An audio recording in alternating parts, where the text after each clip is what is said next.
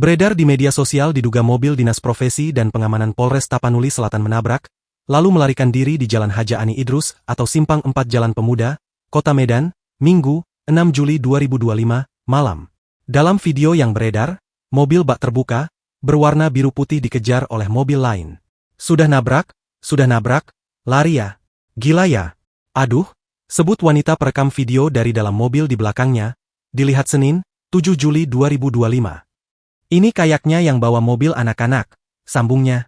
Setelah berhasil memberhentikan mobil, wanita yang diduga mobilnya ditabrak mendatangi mobil bertuliskan Propam Polres Tapanuli Selatan sambil merekam pengemudi dengan penuh emosi.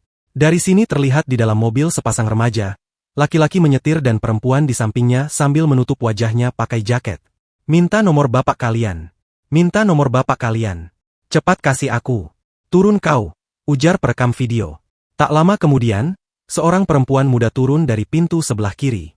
Sedangkan si remaja laki-laki tetap di dalam mobil. Remaja perempuan itu terlihat mengenakan celana jeans panjang dan mengenakan kaos ketat tampak panik karena terus dimarahi. Gak lari, Ci. Gak lari, kata remaja perempuan yang keluar dari mobil Dinas Propam. Mengenai hal ini, Kasubdit Penmas Polda Sumut AKBP Siti Rohani Tampu Bolon mengatakan akan mengecek kabar tersebut. Kami cek dulu ya, kata Siti.